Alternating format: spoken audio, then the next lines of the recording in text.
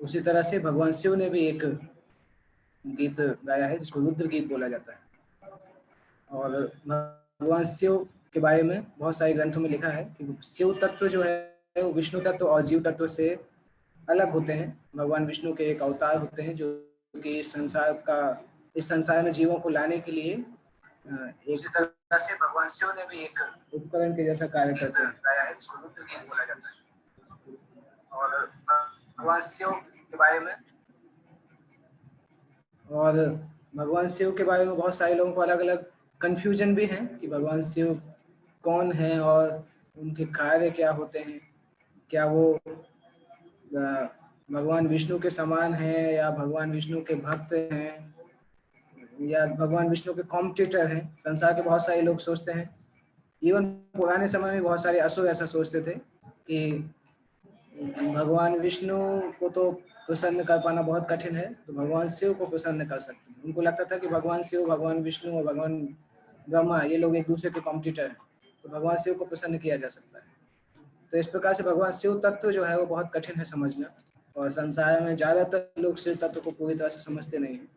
इसलिए हमने इस टॉपिक को विशेष रूप से डेवलप किया, क्योंकि श्रीमद् भागवत ग्रंथ जो है वो भगवान शिव की आइडेंटिटी के बारे में बहुत क्लियरली एक्सप्लेन करता है।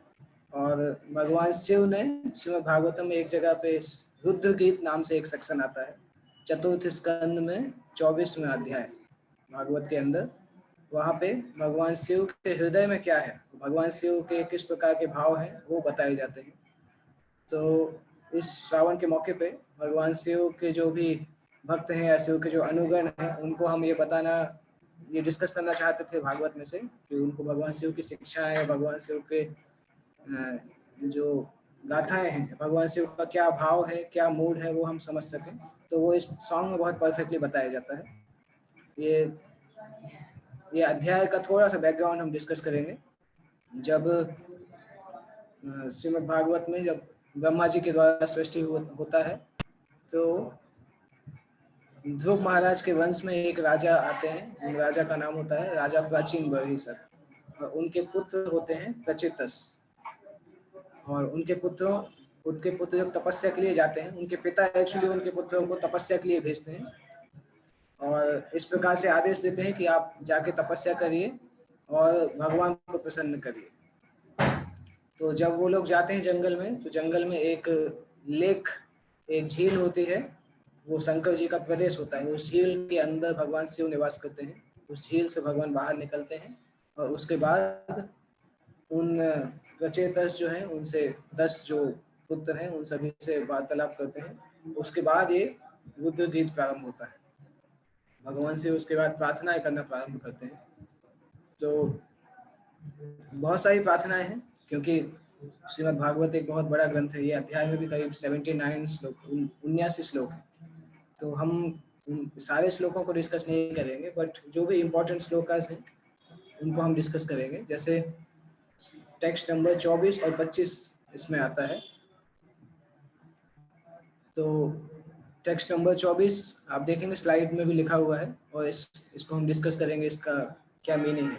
ये दो श्लोक बैकग्राउंड के बारे में थोड़ा बताते हैं, उसके बाद भगवान शिव की प्रार्थना प्रारंभ होती है।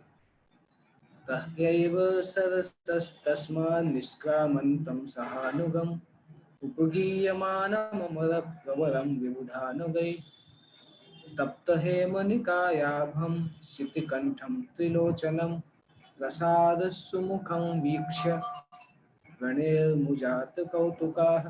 तो ये भगवान शिव के शारीरिक सौंदर्य का भी वर्णन आता है इसमें। और इन श्लोकों का मीनिंग है कि जो प्रचेतस थे उन्होंने सरस में से निष्क्रामंतम, तालाब में से भगवान शिव अपने गणों के साथ बाहर निकलते हैं। निष्क्रांतम सह अनुगम, उनके जो गण हैं, भगवान शिव के जो गण हैं उनके साथ भगवान शिव तालाब से निकलते हैं उसी जगह पे जहाँ पे प्रचेतस पहुँचते हैं। तो प्रचेतस बहुत सौभाग्यशाली थे कि उनको भगवान शिव का दर्शन प्राप्त हुआ। उपगीय मानम अमरम प्रभुरम विबुधानुगै, भगवान शिव संसार के समस्त प्राणियों में सबसे शक्तिशाली देवता है। उनके शरीर का कलर, शरीर का जो रंग है वो सोने के समान है। शिव जी का शरीर का रंग कहीं पे नील कलर है, कहीं पे रक्त वर्ण है। इस श्लोक में जिस रूप से भगवान शिव का वर्णन हुआ है उसमें भगवान शिव का कलर मॉल्टन गोल्ड, स्वर्ण के समान है, तप्त हेम के समान है। और उनका गला ब्लूइश नीले कलर का है, क्योंकि भगवान शिव को नीलकंठ भी बोला जाता है, जो उन्होंने समुद्र मंथन के समय जब भगवान ने विष का पान किया था उसके कारण उनका गला नीले कलर का है। भगवान शिव की तीन आंखें हैं, त्रिलोचनम।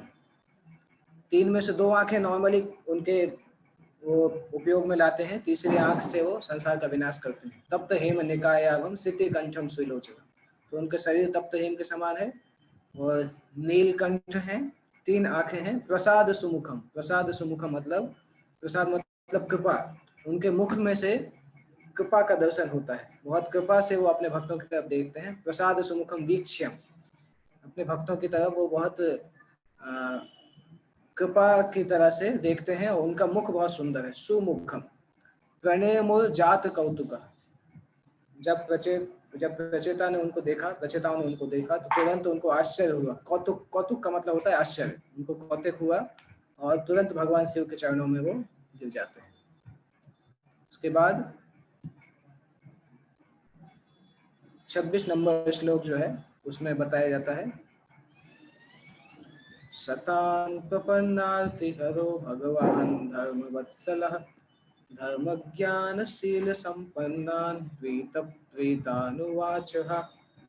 इस श्लोक में बताते हैं शतान, भगवान शिव, तान मतलब प्रचेता के जो प्रचेता है, प्रपन्न अर्तिहरो, प्रपन्न का मतलब शरणागत, अर्तिहर मतलब दुखों का विनाश। तो भगवान शिव के गुणों के बारे में बताया जा रहा है। भगवान शिव जो महादेव हैं वो सभी के जो उनको समर्पण करता है उनके सारे दुखों का विनाश करते हैं और धर्म वत्सल, धर्म की स्थापना करते हैं। धर्म ज्ञान, सारे धर्म का उनको ज्ञान है, सारे धर्म की उनको नॉलेज है। शील संपन्नान, भगवान शिव का व्यवहार बहुत कृपालु है, व्यवहार बहुत अच्छा है। प्रीतः, प्रीतः का मतलब होता है वो हमेशा बहुत प्रसन्न होते हैं, अपने भक्तों से बहुत प्रसन्न होते हैं। प्रीत अनुवाच, इस प्रकार से प्रसन्न होके वो इन प्रचेताओं के 10 पुत्रों से वार्तालाप करना प्रारंभ करते हैं। इसके बाद भगवान शिव जो बोलते हैं वो यहाँ से प्रारंभ होता है। श्री रुद्र उवाच यूयं वेदि सदपुत्रा विदितं वश्चिकीर्षतं अनुग्रहाय भद्रं वा एवं मे दर्शनं कृतम्। भगवान शिव बताते हैं कि यूयम वेदि सदः पुत्र, आप सभी राजा प्राचीन वरिष्ठ के पुत्र हैं। विदितम वश्चिकीर्षितम, मुझे ये पता है, भगवान शिव को अंतर्यामी नाम से भी जाना जाता है, कुछ कुछ शास्त्रों में भगवान शिव को परमात्मा का रूप भी बताते हैं। तो भगवान शिव बताते हैं कि आप सभी प्राचीन वर्ष के पुत्र हैं और विदितम, ये मैं जानता हूँ, वश्चिकीर्षितम, उसके बाद अनुग्रहाय भद्रम हुआ, मैं आपको आपके सौभाग्य के लिए आपको आशीर्वाद देता हूँ। I wish all good fortune to you. और एवं में दर्शनम कृतम, मुझे पता है कि आप यहाँ क्या करने के लिए आए हैं। भगवान शिव ऑलरेडी सबके बारे में जानते हैं, त्रिकालदर्शी हैं, तो वो बताते हैं कि मैं जानता हूँ आप लोग यहाँ क्या करने के लिए आए हैं, इसीलिए मैं आपके सामने प्रकट हुआ हूँ, जिससे कि मैं आपको अपनी कृपा प्रदान कर सकूँ।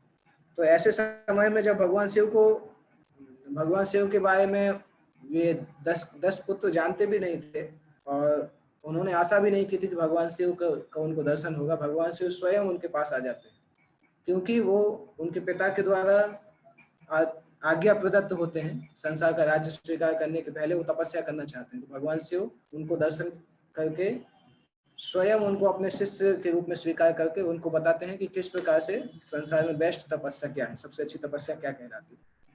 तो इसलिए भगवान शिव बताते हैं मुझे पता है आप लोग यहाँ किस लिए आए हैं, इसीलिए मैं स्वयं अपना दर्शन आपको प्रदान करने के लिए आता हूँ। या परम ब्रह्म सह साक्षात् त्रिगुणात् जीव संहितात् भगवन्तं वासुदेवं प्रपन्नं सप्रियो हि मे। ये भगवान शिव के हृदय के जो वार्तालाप है वो बता रहे हैं कि उनको कौन व्यक्ति अच्छे लगते हैं। भगवान शिव को प्रसन्न करने के लिए बहुत लोग प्रयास करते हैं, बहुत सारे लोग दुर्गा देवी को बलि करते हैं, भगवान शिव के लिए भी, काल भैरव के लिए भी बलि चढ़ाते हैं। बहुत सारे लोग अफीम चरस पीते हैं, गांजा पीते हैं, बोलते हैं शंकर जी भी इस तरह से करते थे। तो लोग बोलते हैं शंकर जी को खुश करने के लिए वो कार्य कर रहे हैं, परंतु शंकर जी यहाँ पे क्या बोलते हैं वो देखना बहुत जरूरी है। शंकर जी बता रहे हैं, यह परम ब्रह्म साक्षात। इस संसार में जो 3 गुणों से भरा हुआ संसार है, इस संसार में जो भी जीव भगवंतम वासुदेवम प्रपन्ना, जो भी भगवान वासुदेव कृष्ण की शरण ग्रहण करता है, सब प्रियो ही में, वो जीव मुझे सबसे ज्यादा प्रिय है। मैं उस जीव से सबसे ज्यादा प्रसन्न होता हूँ जो कि पूर्ण पुरुषोत्तम वासुदेव कृष्ण के शरण में आता है। और वो वासुदेव जो कि 3 गुण, संसार के जो 3 गुण हैं, उन 3 गुणों से परे है। तो जो भी संसार का जीव भगवान कृष्ण वासुदेव के शरण में आता है, वो वास्तविकता में मुझे बहुत प्रिय है। भगवान शिव अभी कारण बता रहे हैं कि क्यों वो इन राजकुमारों के सामने आए। उन्होंने ऐसा इसलिए किया है क्योंकि ये जो राजकुमार हैं, ये भगवान के भक्त हैं, भगवान कृष्ण की भक्ति करने के लिए आए हैं। जैसे भगवत गीता में बताया जाता है, बहुनाम जन्म नाम अंते ज्ञानवान माम प्रपद्यते वासुदेव सर्वमिति स महात्मा सुदुर्लभ। ऐसा बताते हैं कि बहुत सारे जन्मों के बाद जो व्यक्ति वास्तविकता में ज्ञान में होता है, वो भगवान कृष्ण को समर्पण करता है। तो संसार में बहुत सारे लोग अलग अलग ज्ञान की तलाश कर रहे हैं। सबसे निचले स्तर का ज्ञान होता है भौतिक ज्ञान।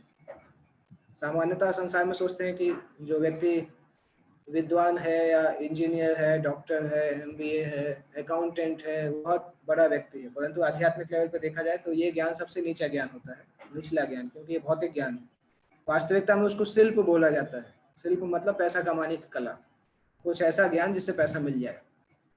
तो उसके ऊपर ज्ञान आता है वेदों में कर्म कांड, अलग अलग यज्ञों का ज्ञान। उसके ऊपर आता है ज्ञान कांड, उसके ऊपर आता है उपासना कांड। दैट मीन्स भगवान को समर्पण होना, भगवान वासुदेव को समर्पण होना, ये दुनिया का सबसे अधिक, सबसे ऊंचा ज्ञान है।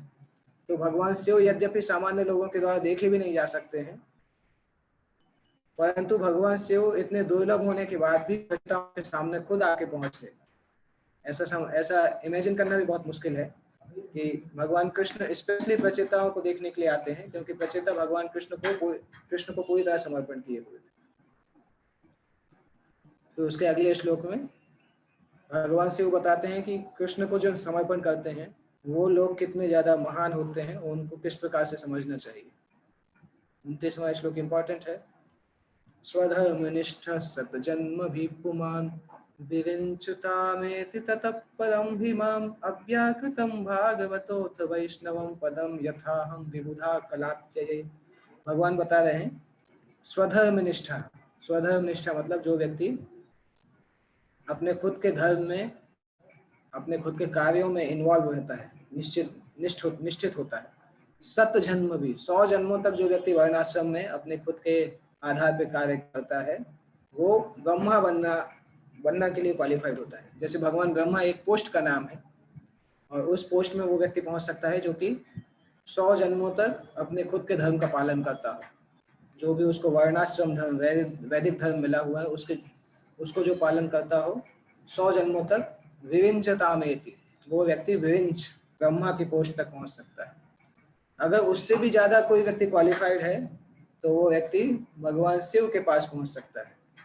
परंतु अव्याकृतम भागवतोऽथ वैष्णव, परंतु जो व्यक्ति भगवान कृष्ण या विष्णु को डायरेक्टली समर्पण करता है और उनकी भक्ति करता है, वो तुरंत आध्यात्मिक संसार में पहुंच जाता है। तो वो व्यक्ति जो भगवान विष्णु की भक्ति करता है, वो बहुत सबसे ज्यादा सौभाग्यशाली माना जाता है, क्योंकि ये जन्म कंप्लीट होने के बाद वो भगवत धाम में चला जाता है। जबकि इवन ब्रह्मा भी जो है, वो भी, ब्रह्मा का पूरा दिन बहुत लंबा होता है। ब्रह्मा का अगर 100 साल देखेंगे तो मानव की गणना के आधार पे वो ऑलमोस्ट अनंत के जैसा है। तो उतना समय ब्रह्मा को लगता है। परंतु अगर कोई डायरेक्टली भगवान विष्णु की भक्ति करता है, वैष्णव धर्म का पालन करता है, तो वो भगवत धाम इसी शरीर के खत्म होने के बाद जा सकता है।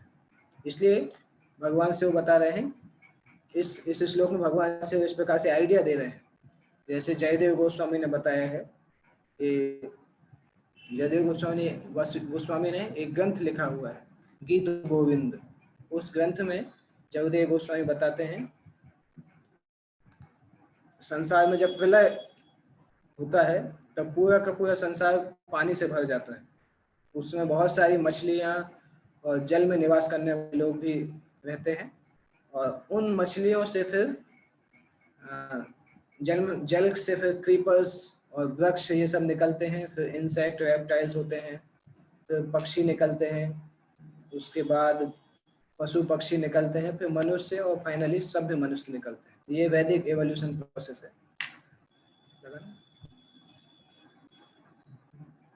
ये वैदिक साहित्य के आधार पर एवोल्यूशन प्रोसेस के जैसा जाना जाता है। अभी सभ्य मनुष्य समाज है वो एक जंक्शन है जहाँ पे कोई व्यक्ति आध्यात्मिक जीवन को प्रारंभ कर सकता है। तो इस श्लोक में बताया गया है कि कोई जीव अगर आध्यात्मिक जीवन को, वैदिक जीवन को पालन करता है, वैदिक नियमों का पालन करता है, 100 जन्मों तक वर्णाश्रम सिद्धांतों का पालन करता है, तो वो व्यक्ति भगवान ब्रह्मा की पोस्ट तक पहुंच सकता है, और उससे भी आगे कोई जाता है तो शिव के भक्त बन सकता है, और विष्णु के भक्त बनना उससे भी दुर्लभ बात है। इसलिए भगवान बता रहे हैं, भगवान शिव यहाँ पे बता रहे हैं कि आप सभी लोग इतने ज़्यादा सौभाग्यशाली हैं कि आपको भगवान विष्णु की भक्ति डायरेक्टली प्राप्त हुई है। इसके बाद नेक्स्ट श्लोक आता है, श्लोक नंबर 30। अथ भागवता यूयं प्रियास्थ भगवान यथा नमद भागवता नाम च प्रेयान अन्योस्ति कर्हिचित्। अथ भागवता, भागवता मतलब भक्त, आप सभी भगवान के भक्त हैं, इसलिए मैं एप्रिशिएट करता हूँ कि जितने भगवान सम्माननीय हैं उतने ही आप भी सम्माननीय हैं मेरे लिए। भगवान के शुद्ध भक्त भगवान के जैसे ही सम्माननीय होते हैं संसार के लोगों के लिए। जिस प्रकार से भगवान सम्माननीय होते हैं उसी तरह से भगवान के भक्त भी सम्माननीय होते हैं। नमद भागवता नाम च प्रेयान अन्योस्ति कर्हिचित्। मैं इस प्रकार से जानता हूँ, मैं भगवान के भक्तों को इस प्रकार से जानता हूँ, भगवान के भक्त भी मुझे बहुत प्रिय हैं और मैं भी उनको बहुत प्रिय हूँ। तो अगर भगवान शंकर को प्रिय करना है, प्रसन्न करना है, तो भगवान शंकर खुद बता रहे हैं कि हमें विष्णु की भक्ति करनी चाहिए, विष्णु की वर्शिप करनी चाहिए, जिससे कि भगवान शिव प्रसन्न होंगे। तो इसमें है, no one can be as dear to me as dear to the devotees as I am. भगवान विष्णु के भक्तों को भी शंकर जी से ज्यादा प्रिय और कोई नहीं होता है, और शंकर जी को भगवान विष्णु के भक्तों से ज्यादा प्रिय और कोई नहीं होता है। इस प्रकार से भगवान शिव स्वयं बताते हैं, भगवान बता रहे हैं, you are all devotees of the Lord and as such I appreciate that you are as respectable as the supreme personality of God. आप सभी भगवान के भक्त हैं, इसलिए मेरे लिए आप उतने ही सम्माननीय हैं जितने भगवान विष्णु सम्माननीय होते हैं। और भगवान विष्णु के भक्त भी मुझे सम्मान करते हैं, और मैं, भगवान विष्णु के भक्त मुझे बहुत प्रेम भी करते हैं। इसी तरह से मैं भी उनको बहुत प्रेम करता हूँ। नमद भागवता नाम च प्रेया अन्योस्ति कर्हिचित्। भगवान शंकर जी बता रहे कि मुझे भगवान विष्णु के भक्तों से ज्यादा मुझे और कोई प्रिय है ही नहीं। प्रेयान अन्योस्ति कर्हिचित्, कोई अन्य व्यक्ति मुझे उतना प्रिय नहीं है जितना भगवान विष्णु के भक्त मुझे प्रिय है। उसके बाद फिर शंकर जी की प्रार्थनाएं प्रारंभ होती हैं, जिसमें पहले शंकर जी भगवान विष्णु के रूप का वर्णन करते हैं, भगवान विष्णु के महान गुणों का वर्णन करते हैं और उनके रूप का वर्णन करते हैं। फिर उनसे प्रार्थना करते हैं कि किस प्रकार से वो संसार के जीवों पर कृपा करें और शंकर जी स्वयं के ऊपर कृपा करें। तो इसके बाद भगवान बताते हैं, श्री रुद्र उवाच। 33 श्लोक से वास्तविकता में शंकर जी की प्रार्थना है, फिर भगवान के लिए प्रार्थना चालू होती है। जितम त आत्म विद्वर्य स्वस्तये स्वस्तिरस्तु में भवताराध साराधम सर्वस्मा आत्मने नमः। श्री रुद्र उवाच मीन्स भगवान शंकर बताते हैं, ये अभी भगवान शंकर की प्रार्थना है, भगवान विष्णु के लिए प्रारंभ होती है। ओ भगवान पूर्ण पुरुषोत्तम भगवान, आपकी हमेशा जय हो।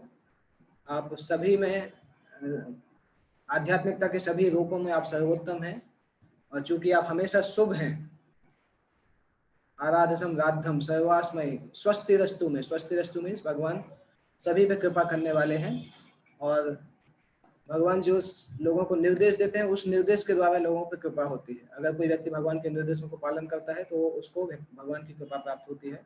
साथ साथ शंकर जी बता रहे हैं कि भगवान आप परमात्मा हैं, इसलिए मैं आपको प्रणाम करता हूँ। तो शंकर जी का वास्तविक स्वभाव इन श्लोकों में पता चलता है। शंकर जी अपने आप को वैष्णव के जैसा समझते हैं। शंकर जी एक वैष्णव के रूप में है। श्रीमद् भागवत में आगे जाके ऐसा बताया जाता है, वैष्णवानाम यथा शंभु। संसार में जितने भी वैष्णव हैं उन वैष्णव में भगवान शिव जो है वो प्रमुख माने जाते हैं, सारे वैष्णवों के लीडर माने जाते हैं। इसलिए भगवान शिव शंकर जी को, भगवान शिव जब भी भगवान विष्णु अवतार लेते हैं तब भगवान शिव उनकी सेवा के लिए आते हैं। जैसे राम अवतार में भगवान शिव जो है अपने एक रुद्र को हनुमान जी के रूप में इस संसार में भेजते हैं। 11 रुद्रों में से 10 रुद्रों को रावण ने संतुष्ट किया था। तो जब भगवान राम का अवतरण होता है तो पार्वती देवी शंकर जी से पूछते हैं कि रावण ने तो आपको संतुष्ट किया है, 10 रुद्रों को संतुष्ट किया है, तो आप कैसे रावण के अपोज में जाएंगे? तो शंकर जी बोलते हैं 10 रुद्रों को उसने संतुष्ट किया है, परंतु एक 11 नंबर के जो रुद्र है उसको उसने अभी तक संतुष्ट नहीं किया है। तो वो 11वें रुद्र जो है वो मैं हनुमान के रूप में भगवान राम की सेवा के लिए भेजूंगा। तो इस प्रकार से शंकर जी भगवान राम की सेवा के लिए अवतार लेके आते हैं। चैतन्य महाप्रभु जब आते हैं तब भी शंकर जी अद्वैताचार्य के रूप में आते हैं। तो भगवान की हर लीला में आते हैं, क्योंकि शंकर जी का नित्य स्वभाव है भगवान विष्णु की सेवा करना। और इसी तरह से भगवान विष्णु शंकर जी को हमेशा प्रशंसा करते हैं, ग्लोरीफाई करते हैं। जैसे भगवान राम जब लंका तट पे जाते हैं तो शंकर जी का मंदिर, शिवलिंग की स्थापना करके उसकी पूजा करते हैं रामेश्वरम स्थान में। तो बहुत लोग बताते हैं कि रामेश्वरम का मतलब होता है रामस्य ईश्वरम, भगवान राम के जो ईश्वर हैं वो शिव कहलाते हैं। जब शंकर जी से ये प्रश्न पूछा गया पार्वती ने, तो शंकर जी ने पूछा कि ये एक्चुअली सही मीनिंग नहीं है। सही मीनिंग है राम यस्य ईश्वरम, राम जिसके ईश्वर हैं वो शंकर कहलाते हैं। अभी प्रश्न उठता है तो फिर भगवान विष्णु शंकर की पूजा क्यों करते हैं? तो इसका उत्तर लीला के आधार पर दिया जा सकता है। जैसे कि भगवान कृष्ण के दरबार में एक बार सुदामा आए थे, तो भगवान कृष्ण तुरंत दौड़ के सुदामा के चरणों को स्पर्श करते हैं, चरणों से का पाद प्रक्षालन, उनके चरणों को धोते हैं और उस पानी को खुद पीते हैं। तो कोई पूछ सकता है सुदामा तो आत्मा है, भगवान भगवान है, तो सुदामा के पानी को क्यों, सुदामा के चरणों के पानी को क्यों पीते हैं? भगवान को क्या जरूरत है? तो ये लीला के उद्देश्य से है, क्योंकि भगवान अपने भक्तों को इतना ज्यादा प्रेम करते हैं कि भगवान अपने भक्तों के भगवान अपने भक्तों के सबमिशन में रहते हैं, हमेशा अपने भक्तों की सेवा करना चाहते हैं। तो इसी तरह से जैसे सुदामा और भगवान कृष्ण की लीलाओं को समझ सकते हैं, उसी तरह से भगवान विष्णु और भगवान शिव के संबंध को समझ सकते हैं। हालांकि भगवान शिव के बारे में ब्रह्म संहिता में लिखा है कि विष्णु के अवतार ही हैं, वो विष्णु के एक्सपेंशन के रूप में जाने जाते हैं, परंतु वो जीव तत्व से बहुत शक्तिशाली है और ऑलमोस्ट भगवान विष्णु के समान है। पर शंकर जी जब स्वयं अपने आप को देखते हैं तो अपने आप को विष्णु का अवतार नहीं समझते हैं, वो अपने आप को भगवान विष्णु के एक भक्त वैष्णव के रूप में समझते हैं। तो ये शंकर जी का आइडेंटिटी होती है। शंकर जी अपने आप को उस तरह से नहीं देखते हैं। जैसे समुद्र मंथन लीला का भी अगर हम डिस्कस करें तो समुद्र मंथन लीला में जब पॉइजन, जब हलाहल विष निकला था तो सारे देवता विष्णु जी के पास जाते हैं और विष्णु जी बोलते हैं कि हम सभी मिलकर शंकर जी के पास जाते हैं, और फिर जाके विष्णु जी जो है वो शंकर जी की आरती करते हैं और शंकर जी बैठे रहते हैं। शंकर जी समझ नहीं पाते हैं कि भगवान ये कौन सी लीला कर रहे हैं, और लीला के बीच में कुछ बोल भी नहीं सकते कि भगवान क्यों ये कर रहे हैं, समझ में नहीं आता है। तो पूरा सिर झुका के वो आरती को स्वीकार करते हैं और फिर जाके भगवान बोलते हैं कि आप विष का पान करिए, तो जाके विष का पान करते हैं। परंतु विष पान करने के बाद भी उनको लगता रहता है कि नहीं नहीं कुछ तो गलत होगा, मतलब भगवान ने इस प्रकार से स्थापित किया कि मैं उनसे बड़ा हूँ। तो फिर शंकर जी फिर मोहिनी लीला के लिए इंस्ट्रूमेंट बनते हैं, तो भगवान फिर मोहिनी रूप में दर्शन देते हैं, फिर शंकर जी उनके पीछे पीछे भागते हैं। तो उससे शंकर जी ये प्रूफ करते हैं कि मैं विष्णु का दास हूँ, मैं विष्णु का भक्त हूँ। यद्यपि भगवान विष्णु मुझे बढ़ाने के लिए मेरी प्रशंसा करते हैं, परंतु वास्तविकता में मैं उनका दास हूँ। तो इस प्रकार से दोनों के बीच की लीला इतनी मधुर होती है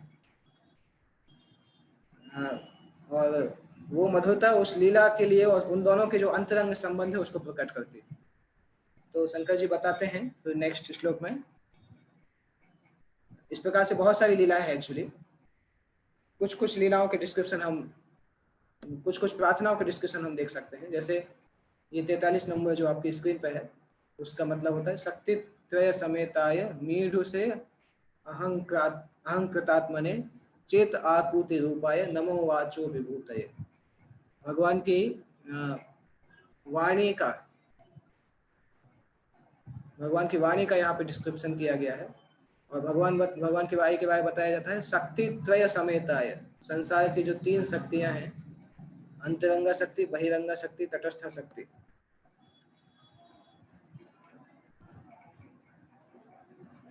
अंतरंगा शक्ति, बहिरंगा शक्ति और तटस्थ शक्ति जो है भगवान की 3 शक्तियां, वो तीनों शक्तियों का जो सम्मिलित होकर भगवान विष्णु के अंतर में कार्य करते हैं।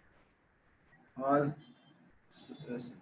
शंकर जी बताते हैं कि मैं स्वयं भी अहंकृतात्मने, मैं स्वयं भी भगवान विष्णु के संपर्क में आके उनके उनके उनकी गाइडेंस में या उनके कंट्रोल में कार्य करता हूँ। हे भगवान, आप सारी शक्तियों के स्वामी हैं और सारी इंद्रियों के भी स्वामी हैं, सारे कर्मों के भी स्वामी हैं, इसलिए आप शरीर, मन और इंद्रियां इनके भी स्वामी हैं, और साथ साथ आप रुद्र के भी स्वामी हैं। मीढ़ु से अहंकृतात्मने चैत आकुति रूपाय, चैत आकुति रूपाय मतलब संसार में जो भी चेतना है, जो शरीर का रूप है और जो भी उसके कार्य है, आप उसके भी स्वामी हैं। और सारे रुद्र, रुद्र मतलब नॉर्मली एक रुद्र नहीं होते हैं, 11 रुद्र होते हैं। इस आगे की प्रार्थनाओं में आता है अलग अलग रुद्र भी एक दूसरे के साथ संबंधित होते हैं। तो भगवान बता रहे हैं कि आप सारे रुद्रों के भी स्वामी हैं, और आप संसार में जो अहंकार है, अहंकार के भी स्वामी हैं, अहंकार के स्वामी और रुद्र के भी स्वामी आप माने जाते हैं।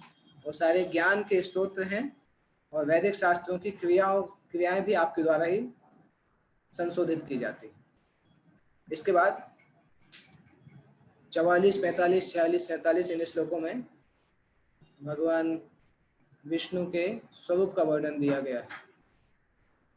दर्शनम नो दिदक्षिणा देहि भागवतार्चितम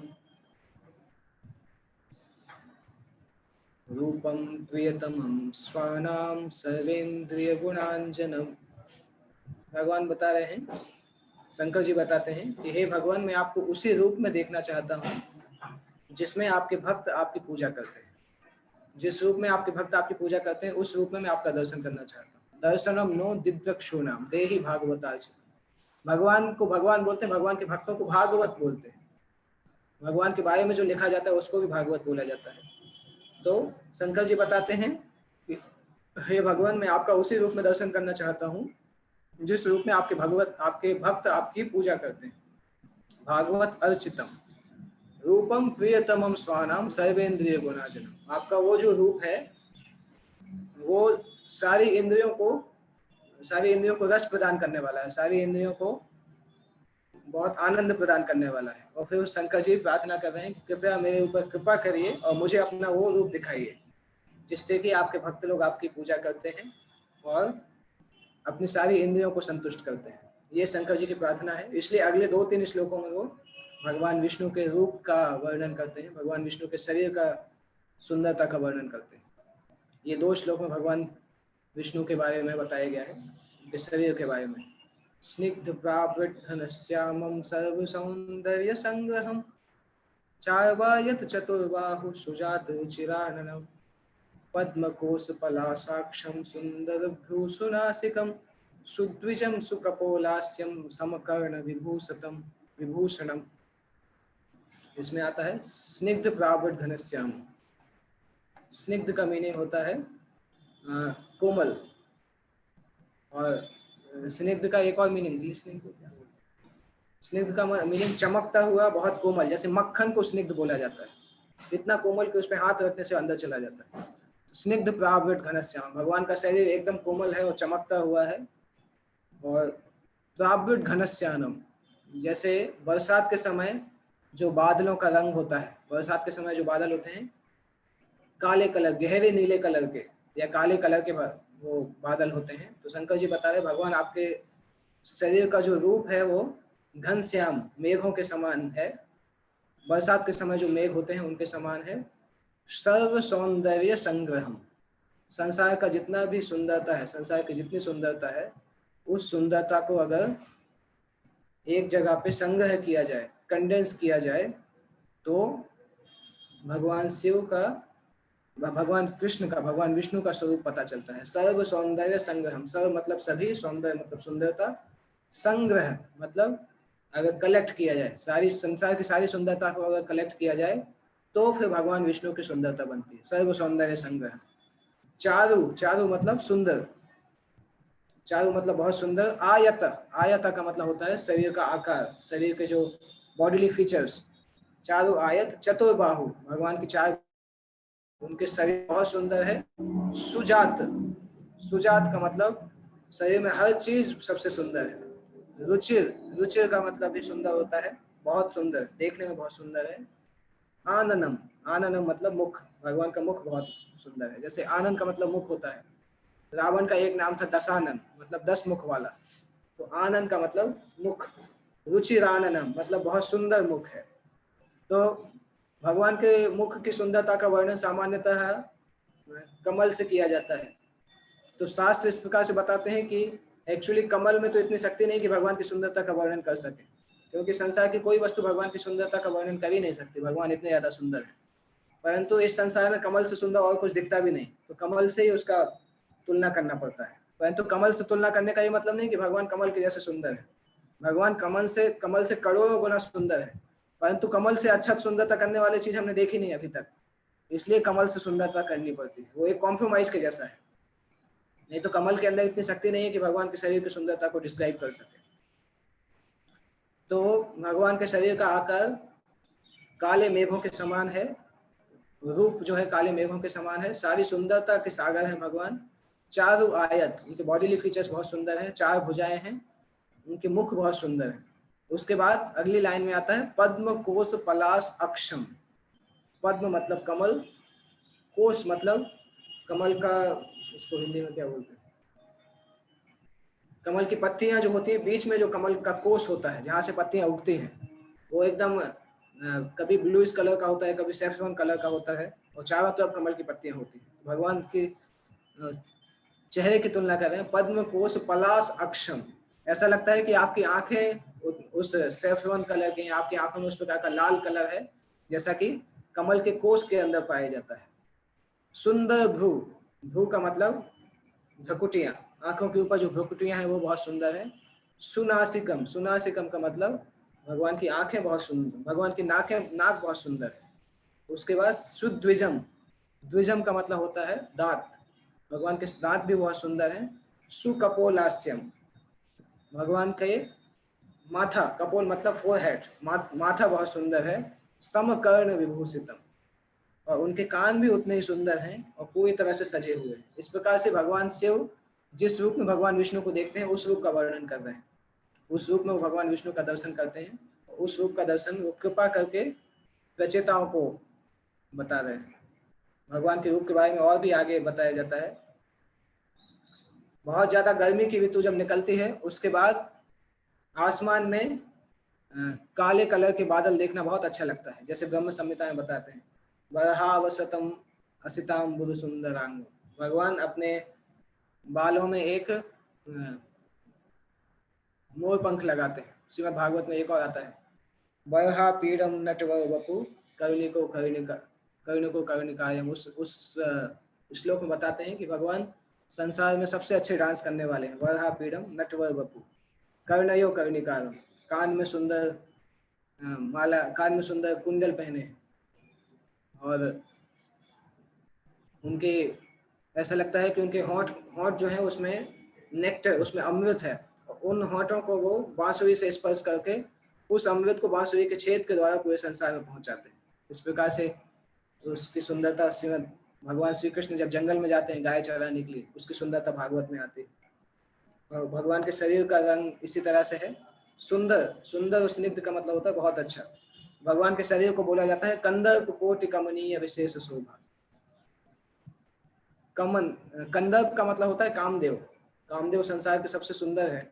संसार में कामदेव के रूप, कामदेव अपने तीर चलाते हैं, उसके प्रति लोग आकर्षण होते हैं, उसके कारण लोग आकर्षित होते हैं कामदेव के तीरों से।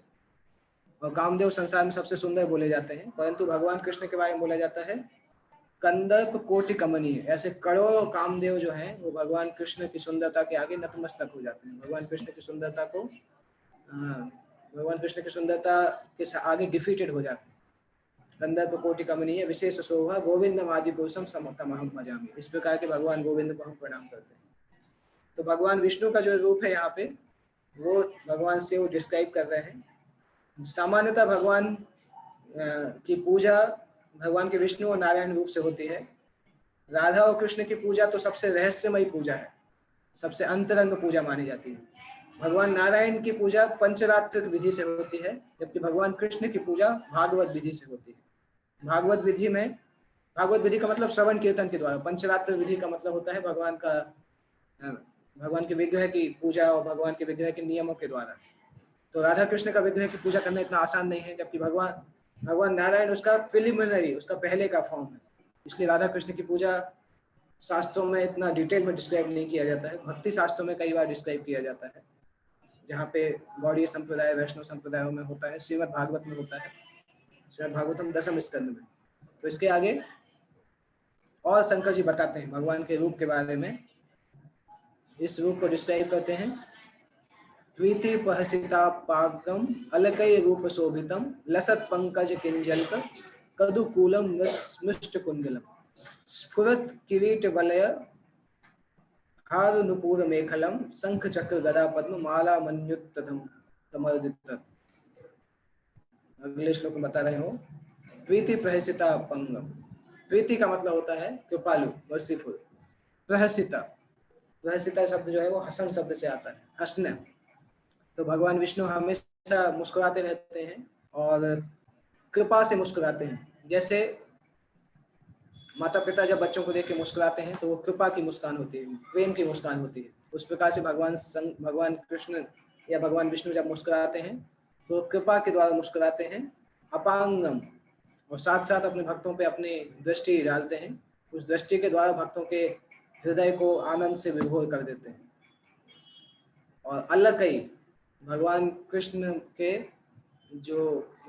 की सुंदरता का एक बहुत बड़ा रूप था भगवान कृष्ण या विष्णु के। उनके हर हेयर जो है वो कर्लिंग हेयर कहलाते हैं। कर्लिंग हेयर को घुंघराले बाल बोला जाता है। आजकल बहुत सारी महिलाएं जो हैं वो ब्यूटी पार्लर में जाते हैं घुंघराले बाल कराने के लिए, मशीन लगा के घुंघराले बाल कराने की कोशिश करते हैं। वो आर्टिफिशियल तरीका है। भगवान विष्णु के बाल अपने आप में घुंघराले हैं।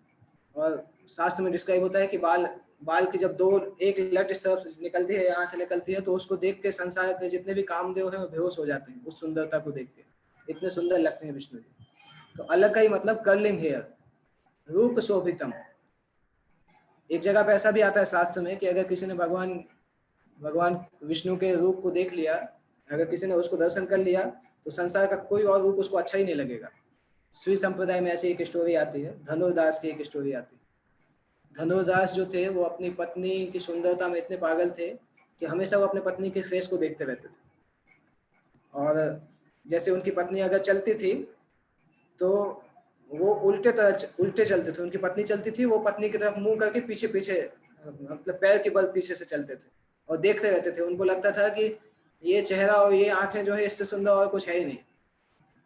तो हमेशा वो लोग उनको देख के अचरज करते थे, कैसा आदमी उल्टा चलता है। उसकी पत्नी सीधी चलती है, वो उसको देखते देखते उल्टा चलता है। तो एक बार भगवान रंगनाथ जो है, श्रीरंगम में भगवान रंगनाथ की एक और सवारी निकल रही थी। भगवान की जैसे यात्रा निकलती है तो शोभा यात्रा, तो रंगनाथ जी की सवारी निकल रही थी और रामानुजाचार्य जो कि श्री संप्रदाय के बहुत फेमस आचार्य हैं वो वहाँ पे थे और बहुत सारे लोग थे। तो वहाँ पे देखा कि धनुर्दास इस प्रकार से जा रहा है, तो रामानुजाचार्य को अजीब लगा कि ये कैसा आदमी है, भगवान की सवारी निकल रही है, वो अपनी पत्नी को देख रहा है। तो रामानुजाचार्य ने उसको बुलाया, एक व्यक्ति को बोला कि उसको मेरे पास बुला के लाओ। और जब वो आया तो उससे पूछा कि ये तुम किस तरह से चलते हो, उल्टे क्यों चलते हो? तो उसने बोला क्या करूं, मैंने अपनी पत्नी से सुंदर और कुछ देखा ही नहीं। उसकी आंखें ऐसी लगती हैं कि वो समुद्र के जैसी हैं, उन आंखों में डूब जाने की इच्छा होती है। और उसका चेहरा मुझे ऐसा लगता है कि मैं लगातार उस चेहरे को निहारता रहूं। इस प्रकार से धनुर्दास उत्तर देते हैं।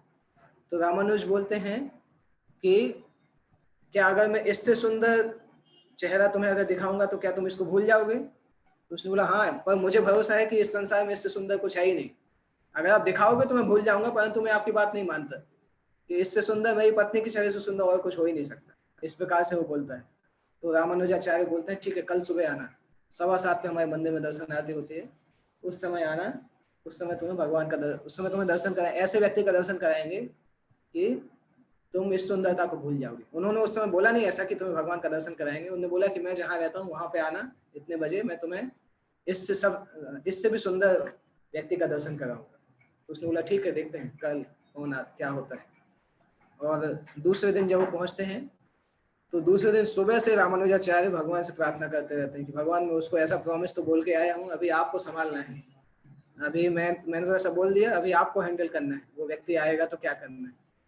तो वो प्रार्थना करते हैं कि भगवान जब वो आए तो उसको आप अपनी वास्तविक सुंदरता का दर्शन करा दीजिए।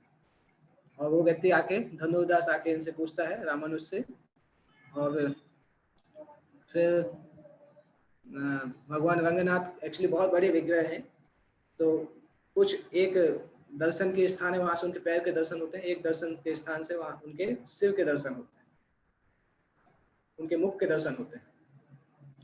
तो रामानुजाचार्य अपने साथ लेके गए और उस विंडो के पास ले गए जहां से भगवान के मुख का दर्शन होता है।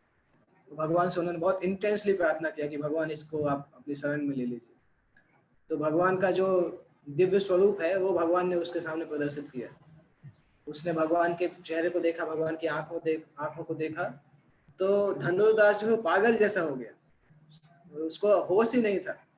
और वहां से अपना मुख हटाने के लिए तैयार नहीं है। लोग उसको बोल रहे चलो हो गए दर्शन, जाना है, बोलता नहीं नहीं, ये चीज तो इस संसार में है ही नहीं, मुझे इनके साथ ही रहना है। तो धनुर्दास भूल गया अपनी पत्नी को, वो वहीं पे बोलता है अब मैं कहीं नहीं जाऊंगा, मैं इनके ही चरणों में रह के जिंदगी भर इनकी सेवा करूंगा। और उसकी पत्नी को पता चला कि मेरा पति वापस ही नहीं आया, तो उनकी पत्नी दर्शन करने आई, रामानुजाचार्य ने उसकी पत्नी को भी भगवान के दर्शन करा दिए। दोनों पति पत्नी एक साथ वहां पे भगवान रंगनाथ के मंदिर के पास में रंगनाथ की सेवा करने लगे। दोनों बहुत डेडिकेटेड भक्त थे, आगे जाके बहुत बड़े बड़े आचार्य बने, वो लोग बहुत बड़े भक्त बने, दोनों पति पत्नी, हेमांबा और धनुर्दास। इनकी शिक्षाएं श्री संप्रदाय में बहुत फेमस है, इस कथाएं। बाद में रामानुजाचार्य के बहुत क्लोज शिष्य बने थे। तो जिसने भगवान के रूप का दर्शन किया उसको इस संसार का कोई भी वस्तु अच्छी नहीं लग सकती, क्योंकि संसार की इस धरती की सबसे सुंदर स्त्रियां जो हैं वो स्त्रियां भी स्वर्गलोक की अप्सराओं के सामने मेढक जैसी लगती हैं। और स्वर्गलोक की जो अप्सराएं हैं वो वैकुंठ लोक में जो भगवान के साथ में जो भगवान के भक्त हैं उनके सामने स्वर्गलोक की अप्सराएं छिपकली जैसी लगती हैं। तो जिसने वैकुंठ लोक में भगवान की सुंदरता का दर्शन किया है उसके लिए संसार की सुंदरता पर कोई मूल्य नहीं रहता है, वो उसके ऊपर थूक सकते हैं, उनको कोई इंटरेस्ट नहीं रहता है। तो वो सुंदरता का वर्णन यहाँ पे शंकर जी कर रहे हैं। प्रीति प्रहसिता पांगम अलग कई रूप शोभितम। भगवान का हंसता हुआ चेहरा, भगवान के घुंघराले बाल और भगवान की शोभा इतनी सुंदर है। लसत पंकज किंजलक दुकूलम मुष्ट कुंडलम। लसत का मतलब होता है चमकता हुआ। जैसे कभी हम कोई सोने की कोई चीज पहनते हैं, उसके ऊपर जब धूप पड़ती है तो उसका चमकती हुई दिखाई देती है, तो उसको बोलते हैं लसत, ग्लिटरिंग। इंग्लिश में उसको ग्लिटरिंग बोलते हैं। पंकज, पंकज का मतलब होता है कमल का फूल। किंजल का मतलब होता है सैफरन कलर। सैफरन कलर को हिंदी में एनीवे सैफरन सभी लोग जानते हैं, साधु का जो कलर होता है गेरुआ वस्त्र, उसको सैफरन बोलते हैं। दुकूलम मतलब कपड़े। मिष्ट कुंडलम, मिष्ट का मतलब भी चमकता हुआ, कुंडलम इयररिंग्स, भगवान के कान में जो इयररिंग्स हैं वो चमक रहे हैं। भगवान के कपड़े सैफरन कलर के हैं और कमल के समान शोभायमान हो रहे हैं। तो उसके बाद स्फुरत किरीट वलय। स्फुरत का मतलब होता है स्फुरत, लसत, मिष्ट, ये सभी एक ही मीनिंग है। स्फुरत मतलब चमकता हुआ, किरीट मतलब मुकुट, भगवान का जो मुकुट है वो चमक रहा है। और हार नूपुर मेखलम, गले का जो हार है और पैरों के जो नूपुर है और जो कमर में जो बेल्ट है वो भी बहुत ज्यादा शोभायमान हो रहे हैं और बहुत ज्यादा चमकते हैं। और भगवान की भुजाओं में शंख चक्र गदा पद्म, 4 भुजाओं में, एक भुजा में शंख, एक में चक्र, एक में गदा, एक में कमल। और इस प्रकार से फूलों की माला उनके गले में डली हुई है। इस प्रकार से भगवान की पूरी सुंदरता का वर्णन ये शंकर जी करते हैं। और फिर एक्चुअली सुंदरता, इस अध्याय को अगर पूरा डिस्क्राइब करेंगे तो घंटों घंटों ये डिस्कस हो सकता है, क्योंकि जो भगवान की सुंदरता है, और ये श्लोक है शंकर जी करीब 40-50 श्लोक तक भगवान की प्रार्थना करते हैं। तो उसमें से कुछ सिलेक्टेड श्लोक हम डिस्कस कर रहे हैं जो कि 1 घंटे में कंप्लीट हो सकते हैं। तो इसके बाद 58 श्लोक आता है, उसमें शंकर जी बता रहे हैं अथानघाङ्घ्रेशस्त्व कीर्तिथिथयो रन्तर्बहिष्णान् विधूत पाप्मनां भूतेष्वनुक्रोश सुसत्त्वशीलिनां स्यात् संगमोऽनुग्रह एष नस्तव। इसमें आता है अथ अनघ, अथ का मतलब इसलिए अनघ अंघ्रे, अनघ, अघ का मतलब होता है पाप, अनघ मतलब जिसने कोई पाप नहीं किया है, अंघ्रे का मतलब होता है पैर। भगवान के पैर जो कि सारे पापों को विनष्ट कर देते हैं। कीर्ति तीर्थयो,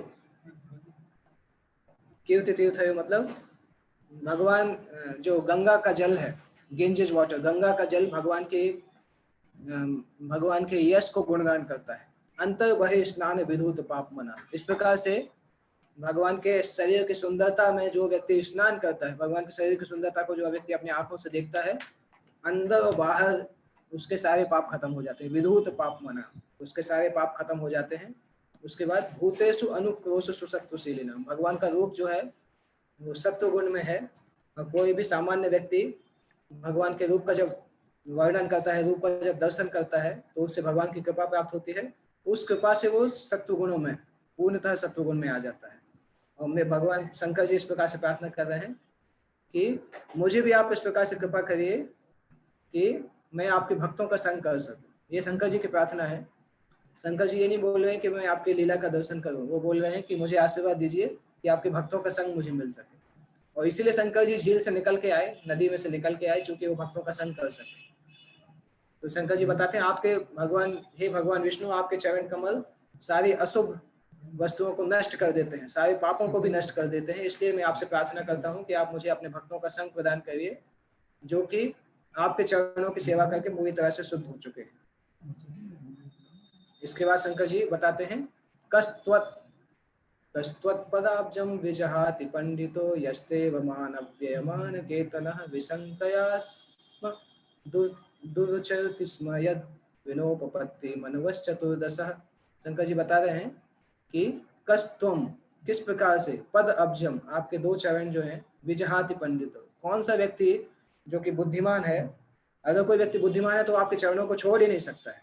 दैट मीन्स जो भगवान विष्णु की पूजा को, भगवान विष्णु की भक्ति को छोड़ते हैं, वो लोग संसार में मूर्ख हैं। क्योंकि शंकर जी बता रहे हैं जो पंडित है, जो बुद्धिमान व्यक्ति है, विद्वान व्यक्ति है, वो कैसे आपके चरणों को छोड़ सकता है। आपके चरण इतने सुंदर हैं कि कोई उसको छोड़ नहीं सकता। अगर कोई छोड़ता है दैट मीन्स वो पागल बोला जा सकता है या कम बुद्धिमान बोला जा सकता है।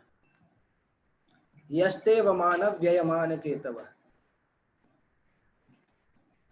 और जो व्यक्ति आपके चरणों को छोड़ देता है उसका पूरा जीवन खत्म हो जाता है, पूरा जीवन वेस्ट हो जाता है। दैट मीन्स जो भी वैष्णव धर्म का पालन नहीं करते हैं, प्रैक्टिकली अपने जन्म को वेस्ट कर रहे हैं। शंकर जी इस प्रकार से बोलते हैं। तो प्रश्न उठता है कि बहुत सारे लोग तो नहीं पालन कर रहे हैं, तो क्या उन सभी का लाइफ वेस्ट है? शास्त्र बहुत क्लियरली बोलते हैं हाँ वेस्ट है, क्योंकि मनुष्य के जैसा लाइफ नहीं है। जिसने भगवान की भक्ति नहीं की उसका जीवन वेस्ट हो चुका है। अगर कोई ऐसा जानता है तो वो क्यों आपके चरणों की पूजा को छोड़ेगा। इवन मेरे पिता और मेरे गुरु भगवान ब्रह्मा जो हैं वो भी आपकी पूजा करते हैं। शंकर जी ऐसा बता रहे हैं कि मेरे पिता जो हैं और मेरे गुरु हैं भगवान ब्रह्मा जी, वो भी आपकी पूजा करते हैं। और 14 के 14 मनु जो हैं वो भी आपकी पूजा में हमेशा लगे रहते हैं। इसीलिए अगले श्लोक में शंकर जी बताते हैं अथ त्वमसि नो ब्रह्मन् परमात्मन् विपश्चितां विश्वमृत भयध्वस्तं कुतश्चित् दया गतिः। हे भगवान, जो भी संसार के बुद्धिमान लोग हैं वो आपको पूर्ण भगवान, पूर्ण ब्रह्म के रूप में जानते हैं, परमात्मा के रूप में जानते हैं। पूरा संसार रुद्र के द्वारा या मेरे द्वारा भयभीत होता है, परंतु आपके भक्तों को मुझसे कोई भय की आवश्यकता नहीं है, क्योंकि मैं आपके भक्तों का संग चाहता हूँ, मैं आपके भक्तों के संग में आपके बारे में सुनना चाहता हूँ। तो आपके भक्त कभी भी किसी से भयभीत नहीं होते हैं। आपके भक्त जो हैं, क्योंकि वो आपको प्रेम करते हैं, आपकी सेवा करते हैं, इसलिए इस संसार में उनको कोई भी भय प्रदान नहीं कर सकता है। वो आपके आपके आश्रय में हमेशा रहते हैं। उसके बाद शंकर जी बताते हैं अगले श्लोक में, इदम जपत भद्रम वो विशुद्धा नृपनंदना स्वधर्मम अनुतिष्ठन्तो भगवत अर्पिताशया। अभी वो आदेश देते हैं, फाइनली आदेश देते हैं, प्रचेताओं को आदेश देते हैं, इदम जपत भद्रम वो, इसलिए आप सभी लोग बहुत सौभाग्यशाली हैं। आप भगवान विष्णु के नाम का जप करिए, भगवान कृष्ण के नामों का जप करिए। नृपनंदना, हे राज्य पुत्र, आप भगवान कृष्ण के नामों का जप करिए अपने शुद्ध हृदय के द्वारा, विशुद्ध हृदय के द्वारा आप कृष्ण के नामों का जप करिए। और स्वधर्मम अनुतिष्ठन्त, इस प्रार्थना, जो प्रार्थना मैंने भगवान विष्णु के लिए की है, इस प्रार्थना में अपने हृदय को लगाइए। और इस प्रार्थना को हृदय से लगाने से आपको इस संसार में यश प्राप्त होगा। और आप अपने चरणों को भगवान के, आप अपने आप को भगवान के चरणों में अगर फिक्स करेंगे, स्थित करेंगे, तो मैं भी आपसे बहुत प्रसन्न होऊंगा और भगवान विष्णु भी आपसे प्रसन्न होंगे, और संसार में आपका हमेशा यश गान होता रहेगा। तो ये जो भगवान शिव का गीत है, रुद्र गीत, भगवान शिव के द्वारा जो प्रार्थनाएं की गई हैं, ये प्रार्थनाएं जो जो भी व्यक्ति याद करते हैं, इसका स्मरण करते हैं, कंठस्थ करते हैं, गाते हैं और श्रवण करते हैं, उनको भगवान शिव की कृपा मिलती है और बहुत जल्दी वो शुद्ध भगवत भक्ति को प्राप्त करते हैं। ये प्रार्थनाएं और भी आती हैं, but essential Shankar ji main चीज इसमें बताते हैं। एक तो 3 प्रकार की थीम है इन प्रार्थनाओं में। सबसे पहले जहाँ से हमने प्रारंभ किया था, तो भगवान विष्णु की महत्ता को वर्णन किया था, किस प्रकार से भगवान विष्णु संसार के आश्रय हैं और किस प्रकार से भगवान विष्णु सृष्टि, उत्पत्ति, प्रलय को मेंटेन करते हैं। उसके बाद भगवान विष्णु के वैकुंठ के रूप को वर्णन किया था। वैकुंठ के रूप को हमने डिटेल में डिस्कस किया, क्योंकि शंकर जी ने भी उसको कई श्लोकों में बताया है। और उसको वर्णन करने के बाद शंकर जी बता रहे हैं कि वो भगवान से क्या चाहते हैं। तो शंकर जी ने बताया कि मैं आपको उसी रूप में दर्शन करना चाहता हूँ जिसमें आप अपने भक्तों को दर्शन देते हैं, और मुझे भी अपना संग उसी प्रकार प्रदान करिए जैसे आप भक्तों को अपना संग प्रदान करते हैं। तो इन शंकर जी की प्रार्थनाओं से हमें पता चलता है कि ये पूरी तरह से एक वैष्णव की प्रार्थना है। जैसे कोई शुद्ध भक्त भगवान विष्णु की प्रार्थना करता है, वही प्रार्थना भगवान शिव ने शंकर जी के लिए किया है। तो अगर कोई भगवान शिव की पूजन करना चाहता है, भगवान शिव को प्रसन्न करना चाहता है, तो उसका सबसे अच्छा तरीका है कि वो भगवान विष्णु की भक्ति करे। जैसे भगवान राम की भक्ति करने से ऑटोमेटिकली हम हनुमान जी को प्रसन्न कर सकते हैं, उसी तरह से अगर कोई भगवान विष्णु, भगवान कृष्ण की भक्ति करता है, तो शंकर जी ऑटोमेटिकली उससे प्रसन्न होते हैं, उसको सारे वरदान प्रदान करते हैं। जैसे प्रचेता जो थे, उनसे शंकर जी बहुत प्रसन्न थे, और उन्होंने बताया भद्रम, वो आपके साथ हमेशा शुभ होगा। और शंकर जी स्वयं उनको ये प्रार्थनाएं सिखा रहे हैं, स्वयं उनको अपने शिष्य के जैसे स्वीकार करके ये प्रार्थनाएं सिखाते हैं। और ये प्रार्थनाएं सिखा के फिर उनको इस प्रकार से बताने के बाद शंकर जी फिर अदृश्य हो जाते हैं। और फिर प्रचेता इन प्रार्थनाओं के द्वारा भगवान विष्णु की पूजा करते हैं, भगवान विष्णु फिर प्रकट होते हैं और प्रचेताओं को उनका मनोवांछित वर प्रदान करते हैं, शुद्ध भक्ति प्रदान करते हैं। उसके बाद प्रचेता वापस आके फिर इस संसार पे राज्य करते हैं, और इवेंचुअली संसार पे राज्य करके बाद में फिर भगवत धाम की प्राप्ति करते हैं। तो अगर हम अपने जीवन को सफल बनाना चाहते हैं, इवन शंकर जी को भी प्रसन्न करना चाहते हैं, शिव को भी हम समझना चाहते हैं कि क्या शिव तत्व है और शिव जी का मूड क्या है, तब हमें भगवान विष्णु की पूजा करनी चाहिए, जिससे भगवान शिव संतुष्ट होंगे और भगवान शिव की कृपा से हमें विष्णु की भक्ति प्राप्त होगी। तो शंकर जी को हमें भगवान से स्वतंत्र नहीं मानना चाहिए, भगवान के भक्त के जैसा मान के उनकी सेवा करने से उनकी कृपा प्राप्त करके शुद्ध भक्ति को प्राप्त किया जा सकता है। ओके, इस तरह तो ये प्रार्थनाएं यहाँ पे हम एंड करते हैं, परंतु मैं आपको रिकमेंड करता हूँ कि चौथे स्कंद का 24वां अध्याय आप सभी लोग पढ़िए। वो अध्याय बहुत महत्वपूर्ण है। शंकर जी की प्रार्थनाएं हमने जो डिस्कस किया, ये केवल सारांश के जैसे डिस्कस किया, परंतु जब आप उसको पढ़ेंगे, उसके अनुवाद तात्पर्य को पढ़ेंगे, तो आपको बहुत सारी शिक्षाएं उसमें प्राप्त होंगी। तो उसको आप ध्यान से पढ़िएगा। चतुर्थ स्कंद 24वां अध्याय, भगवान शिव के द्वारा की गई स्तुति। जगत गुरु श्री प्रभुपाद की जय, श्री भगवान शिव की जय। ओके, यहाँ से एंड करना।